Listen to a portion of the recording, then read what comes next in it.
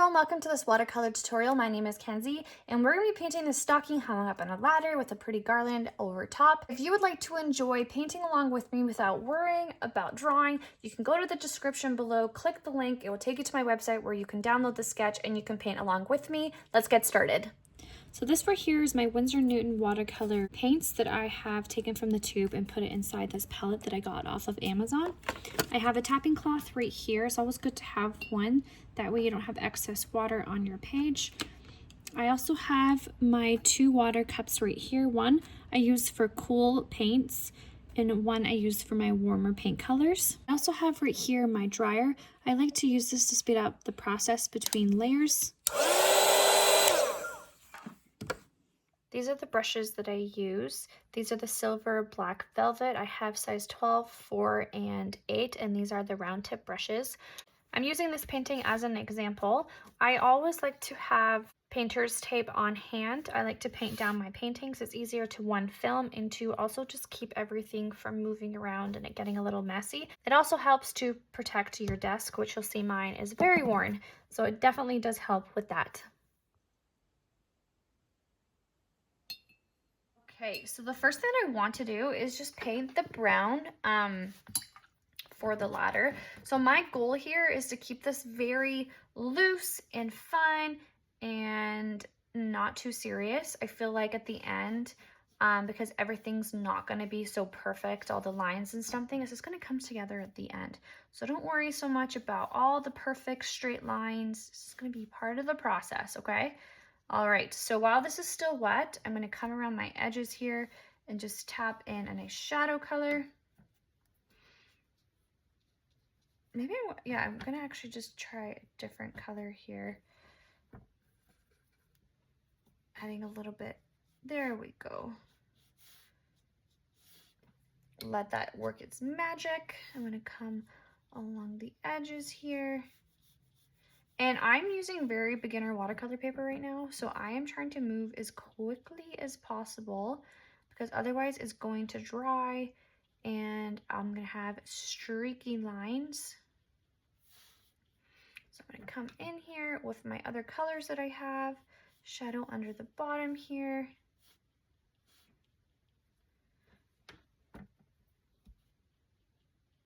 And painting all of this fun stuff right here. Bringing this color down.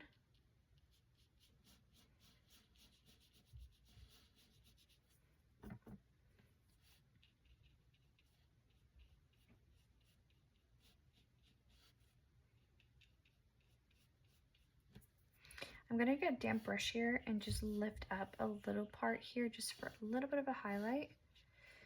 Okay, I'm going to continue going all the way down here.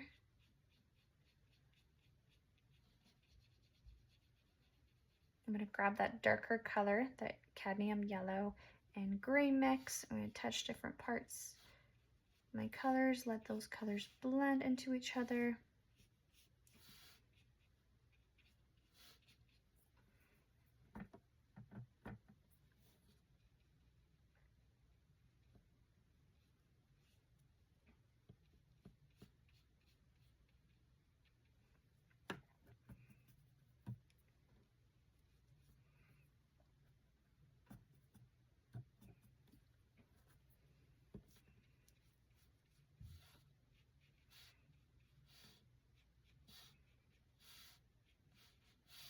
Okay, so again, I'm not being very methodical about all of the different positionings of my colors. I'm just letting them bleed and blend and just layering them and just having this be very, I guess the word I'm looking for is really rustic.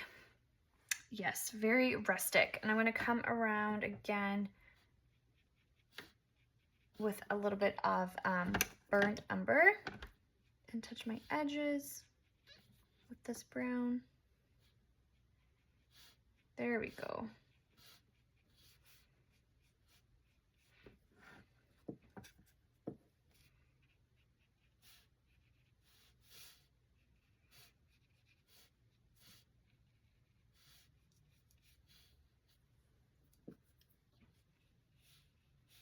Okay, so the next thing you have to decide to do is once we're done with our ladder is we have to decide what we want to do with our stocking. So I'm very much into the very traditional type looking stockings.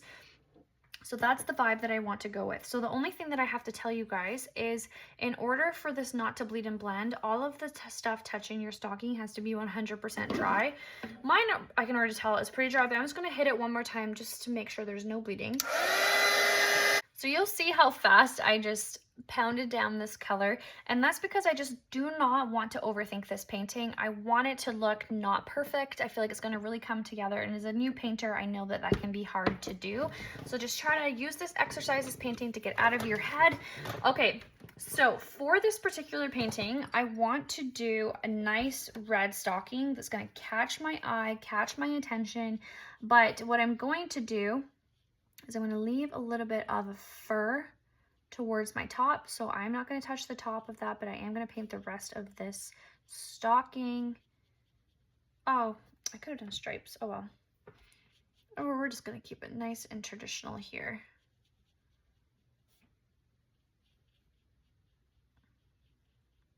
My fun little technique to get a highlight here, I love to paint this way. I'm going to show you. I'm going to get rid of all of the paint on my brush. I'm going to tap my napkin, and then I just scoop.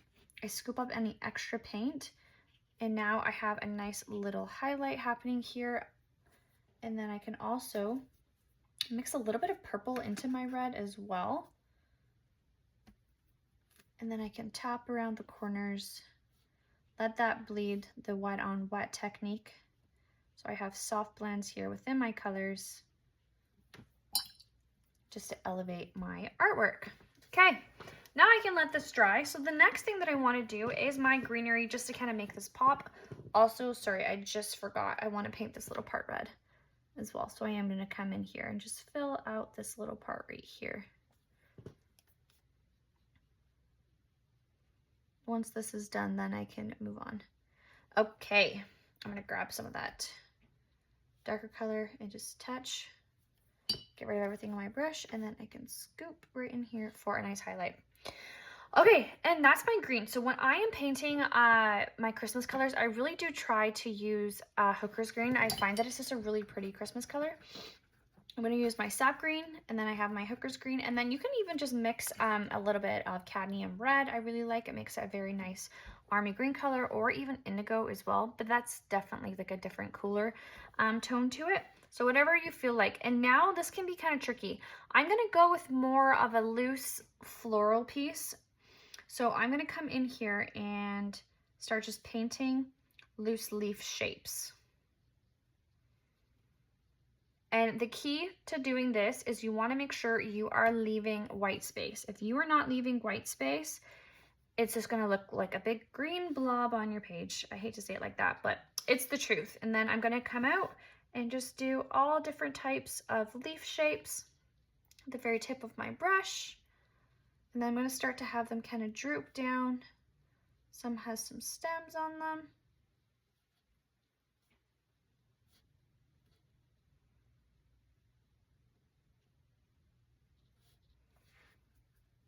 And then I'm going to come around the other side.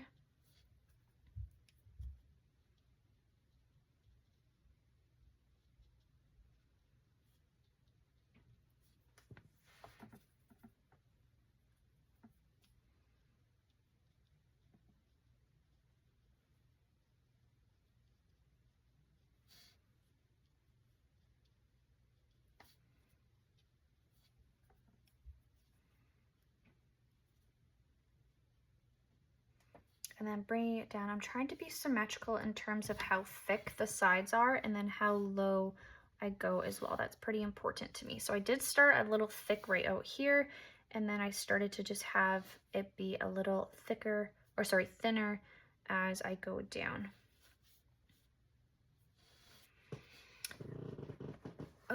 Maybe I just want it to be a little bit lower, I think. Why not?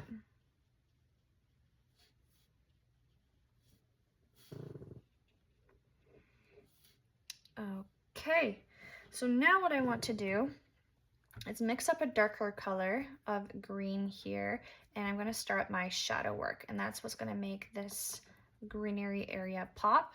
So I'm going to come in and just tap around the leaves that I have.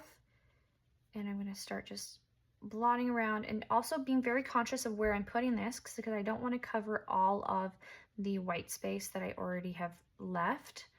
But I am definitely wanting to just add a little bit of dimension here, closing up some of these gaps with some shadows, and I'm blotting around using the very tip of my brush and also like the side of my brush as well.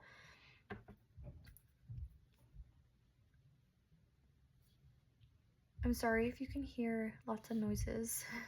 My neighbor, I can hear them playing music, so sorry if you can hear that. I can hear them moving around too. I'm not sure how clear this audio is. Okay.